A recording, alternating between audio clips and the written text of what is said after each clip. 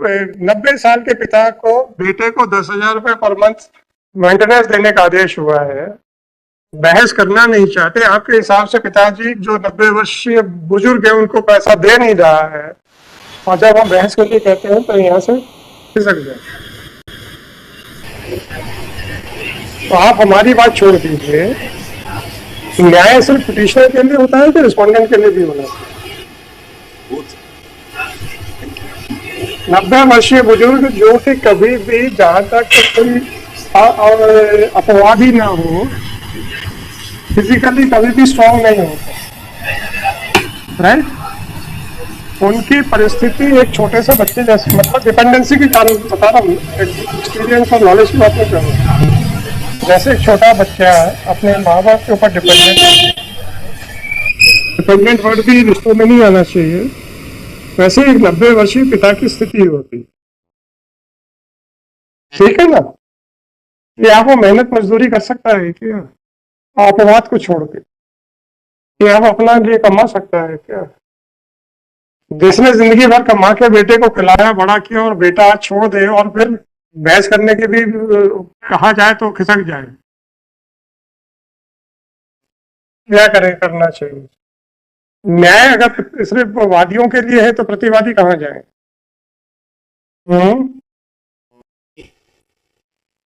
हम तो आपसे कह रहे हैं 90 वर्षीय पिता जिसको 10,000 रुपये पर मंथ मेंटेनेंस देने का आदेश हुआ है, और आपके हिसाब से एक भी पैसा आज तक दिया नहीं गया है, ठीक है?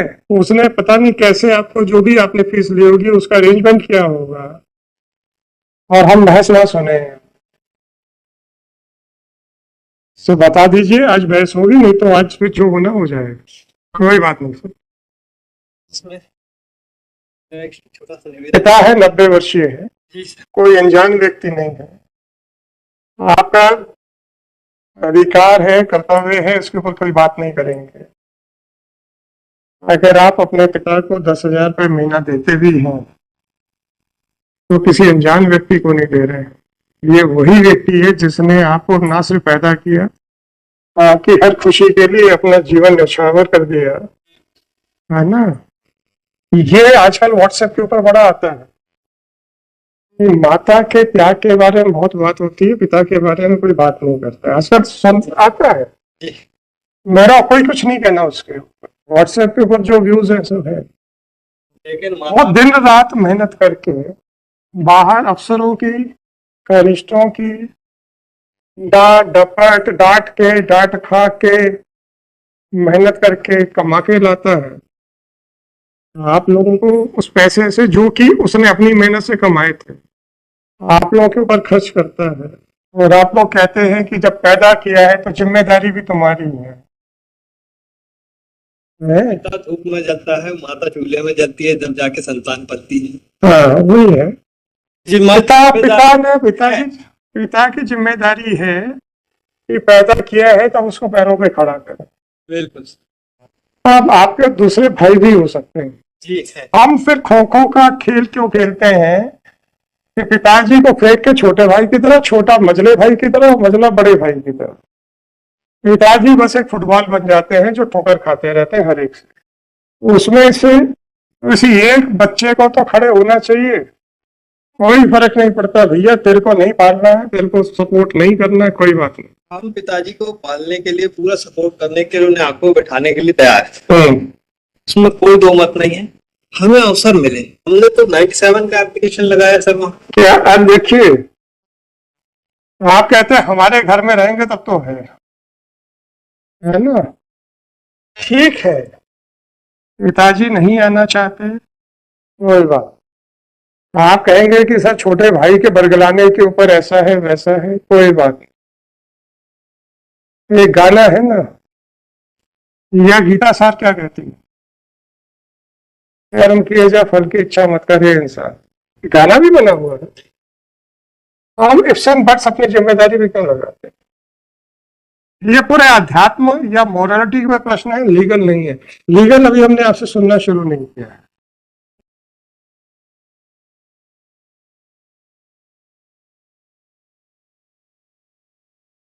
125 में एक वकील साहब ने कहा हम पत्नी को तो रखने को तैयार है, हम क्यों दें मेंटेनेंस। मैंने कहा रख के क्या करोगे, हमारे लिए घर काम भी तो करेगी घर के। हमने कहा भाई चाहिए कि पत्नी चाहिए। पिताजी 90 साल में तो वो फिजिकली भी कुछ नहीं कर सकते, है ना। ठीक है, वो नहीं आना चाहते। यही शब्द को आकर स्वयं कह दें हमें भी तसल्ली हो जाएगी। हम कई प्रयास कर चुके हैं कि पिताजी से मिलने के लिए, लेकिन पिताजी से मुलाकात, गवाही भी तो आए होंगे सर हमें गवाही का तो पता ही नहीं चला। हमें 108 कर दिया। हमारे जो चाचा, आप जब नोटिस मिला था, कुछ भी नहीं मिला सर। जो रिस्पोंडेंट है वो रिस्पोंडेंट गांव में रहते हैं, वो पार्टी है, उनकी वल्दियत गलत लिखा दी गई, इसलिए वो घनश्याम राय और राकेश राय को नोटिस नहीं मिला। मतलब बाप बेटे हैं आप दोनों। घनश्याम जो है पिताजी है, राकेश आपके बेटे हैं। तो रिस्पोंडेंट नंबर 3 जो है वो नंबर 1 के पिताजी है और नंबर 2 के दादाजी है। तो आपने कहाँ लिखा, देखे आपने कहाँ ग्राउंड लिया कि आपको नोटिस नहीं मिला है? T1 देखे सर, इसमें पार्ट गलत। आपकी पिटीशन में कहाँ लिखा है कि आपको नोटिस नहीं मिला?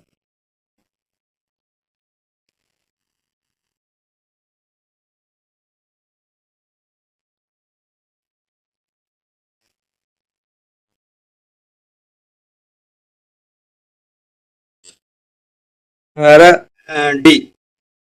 Grandson Subharam Nelli Ashok Abhishek Rai is filed in the case of maintenance on false pretext against the petitioner. Petitioner on the month of December 2023 where information during the execution that the impugn order dated so and so has been passed against him, that then he applies certified copy and so it is supply so and so dated, and he know about the impugn order passed against him in the execution proceeding. चलिए sir, और आप कौन सा document बता रहे हैं जिसमें कि आपके हिसाब से आपका सर निवेदन है सर, ये मुझे जो रिजाइंडर, अरे आप अभी बता तो दो ना। जी सर। पिताजी को मैं रिजाइंडर देने को सहमत बिल्कुल तैयार हूं। पिताजी के लिए जितना भी ऑर्डर हो चुका है उसमें से एक भी पैसा दिया है? नहीं सर, नहीं, अभी पैसा नहीं दिया गया है। हम तो चाहते हैं हमारे नामदेव जी, दादाजी, नामदेव जी, मैं यहाँ पे बैठ के कुछ वास्तविकता बताऊंगा किसी और मतलब जनरल, तो आप और सुनने वाले अपने ऊपर ले सकते हैं। आपको पिताजी की पर्सनल कस्टडी क्यों चाहिए? इस प्रश्न के पीछे सामान्य उत्तर मत ढूंढिएगा। इस प्रश्न के पीछे बहुत सारी प्रॉपर्टियां जो आपके पिताजी के पास हो सकती है, उसको सिंगल से देखिएगा। छोड़िए उस बात को छोड़िए, इसलिए हम वो कमेंट नहीं करना चाहेंगे, क्योंकि कई बार होती है, विल चैलेंज होती है। साहब पिताजी ने लिखा था मैं इनकी सेवा शुश्रूषा से प्रसन्न होकर दे रहा हूँ।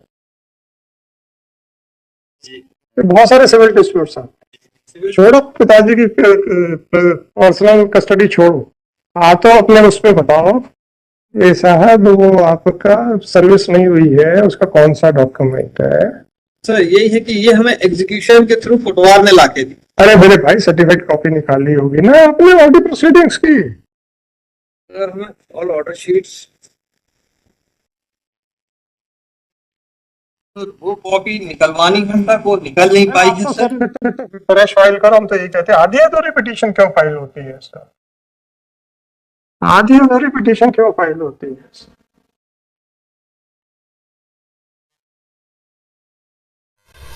और तो और आपके जो कृष्य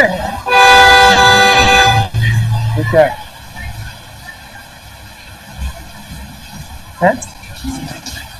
अच्छा ऐसा भी है, जरा आपके यहाँ से कुछ फोन की आवाज आ रही है, दिलीप पांडे जी डिस्कनेक्ट कीजिए। जरा दिलीप पांडे टाइम नहीं। अनिल जी माइक बंद कीजिए आप।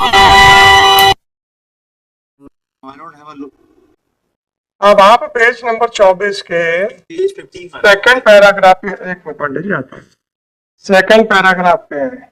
इसी प्रकरण में आरोपी अभिषेक राय द्वारा आज अपने पिता महेश राय के साथ उपस्थित होकर न्यायालय के साथ अभद्रता और न्यायालय में जोर जोर से चिल्लाना। ये अभिषेक राय और वो कौन है भाई? ये रिस्पॉन्ड नंबर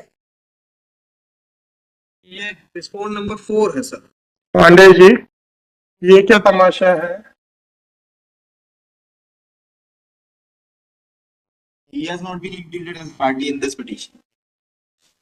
कोई बात नहीं, एक मानो अभिषेक राय तो पार्टी है कि नहीं इस पिटीशन नहीं है, इस पिटीशन में नहीं मानो में? एक सेकंड, अभी शांति रखो ना यार। ये अभिषेक राय कौन है? grants. शोभा राम जी का ग्रैंडसन है। Mano, come to page 8 of my additional reply. They have filed habeas corpus before Honorable Division Bench. And Division Bench has also observed, my lord, all these facts they have raised before the division. And that habeas corpus has been dismissed, holding that it appears that just to avoid payment of maintenance amount as directed by the collector, this petition has been filed in the nature of that is, my lord, at page 10 of my additional reply. 9867 IE number, my lord, on 15/7/24 I have filed. This is the order passed in the petition which they have filed in the nature of habeas corpus. When it was filed, sir? Page 10, my lord, 24 का है ना? paragraph 4, page 10. Ramdev ji, अब इससे कैसे बचोगे यार?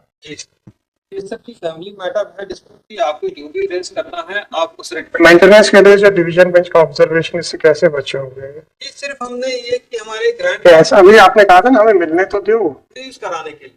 आप इस order से कैसे बचोगे? अब आप डिवीजन बेंच के ऑर्डर को किसी दूसरी प्रोसीडिंग्स में ले जाके चैलेंज कर पाओगे? ये प्रश्न है।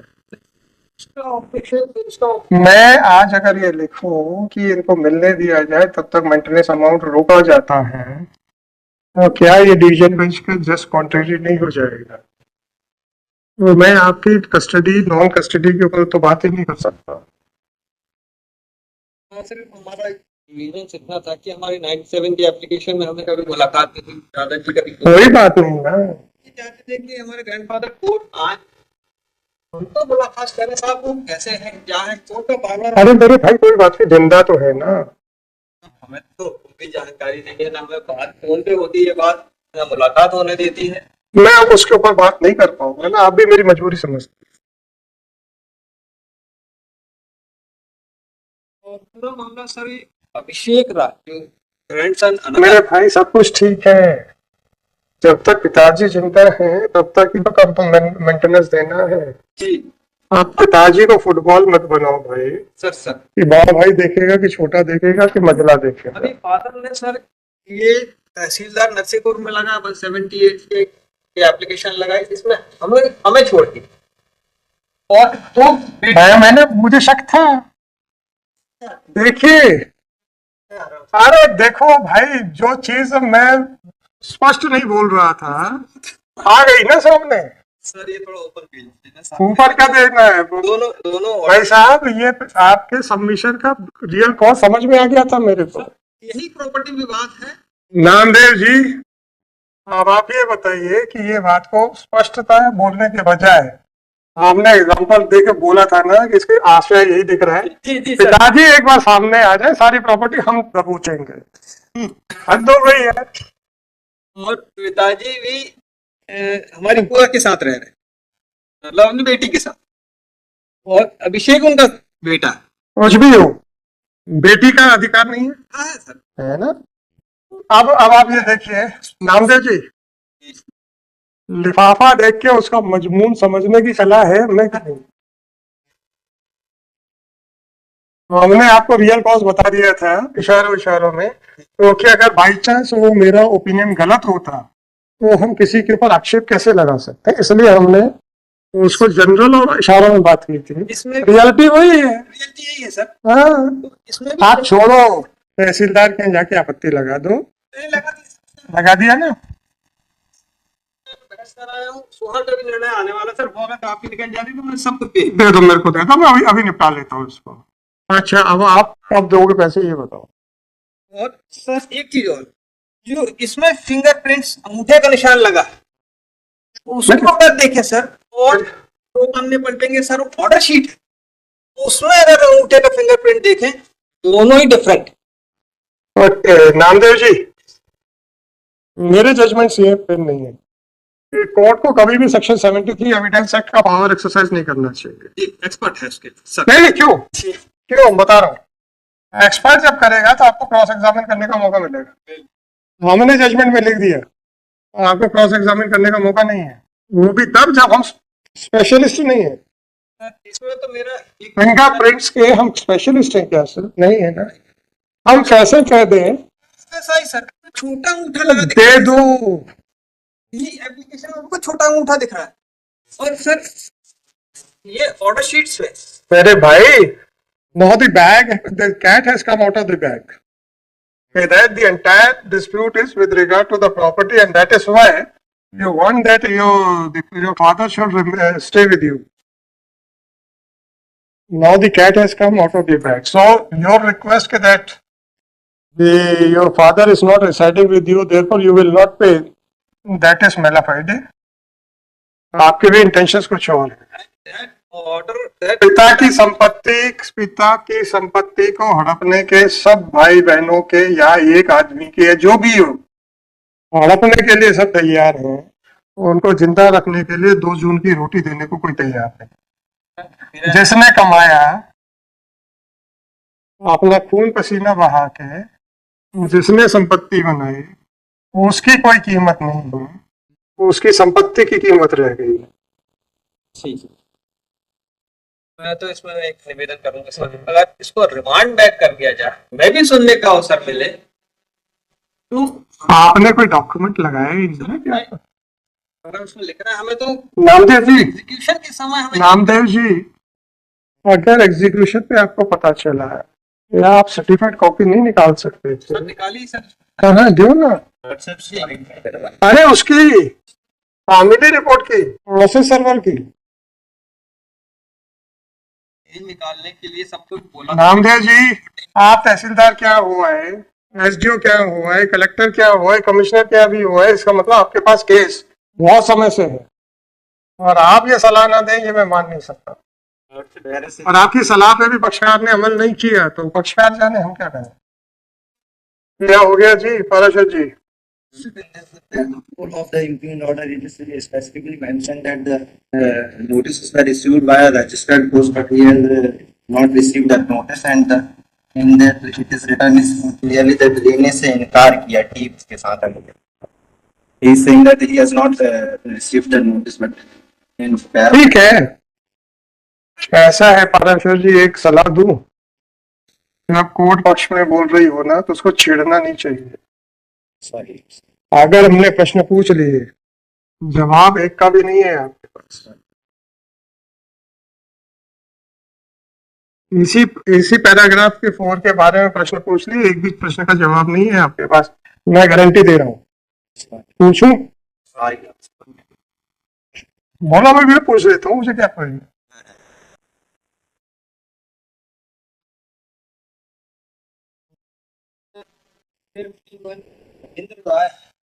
सर, आपने नोटिस संबंधी किसी भी दस्तावेज की सर्टिफाइड कॉपी लेके नहीं लगाई, सर वो नहीं लगी, और आपके पास ये मुकदमा बहुत समय से है। नामदेव जी ने सर मेरे पास मैंने सब कुछ निकलवा लिया, लेकिन वो वहाँ नामदेव जी, हमारी एक बड़ी बुरी आदत है, जिन वकीलों को हम अपने वकालत के समय से जानते हैं, और उनके बारे में जो भी ओपिनियन था एज एन एडवोकेट, उसको हम बदलते नहीं। तो आप अपने आप को जो भी सर्टिफिकेट दे दो कि साहब हमसे गलती हो गई, हम उसको मानेंगे। सर ये सब एंटायर रिकॉर्ड मैंने इंस्ट्रक्ट किया था कि एंटायर रिकॉर्ड मुझे चाहिए वहाँ पे, क्योंकि भाष्यकार ने भी आया है रिटर्न, भाष्यकार ने लाके नहीं दिया, भाष्यकार का कुछ ना कुछ गड़बड़ हो सकता है। सर उसमें डायरेक्ट मेरी वहाँ भोपाल के वकील साहब से बात हुई थी। प्रॉब्लम ये है नामदेव जी, ये सिस्टम के अंदर जो दूसरा सिस्टम काम करता है, तो वो पक्षकार को बहस करने वाले वकील से सीधा मिलने नहीं देता। सर ये तो हमसे ये नहीं, ये जो सिस्टम के अंदर जो सिस्टम है, उसमें दोनों किरदार कौन है, तो उसका मेरे ऊपर कोई जिम्मेदारी डाल रहे। सर आपको तो सब पता है।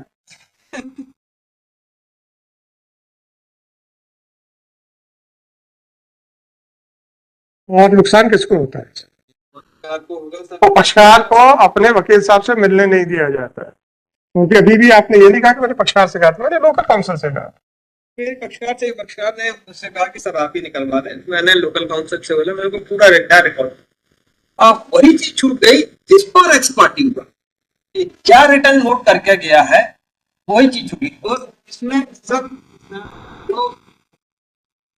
ऑर्डर देखे सर रविंद्र राय, इसमें भी गलती गलत लिखी, ये रविंद्र राय सन ऑफ शोभाराम राय, तो ये हाथ खड़े कर देते हैं कि मेरे बल्दियत नहीं है, मैं गलत हूँ इसमें, इसलिए वो रिटर्न कर देते हैं नोटिस।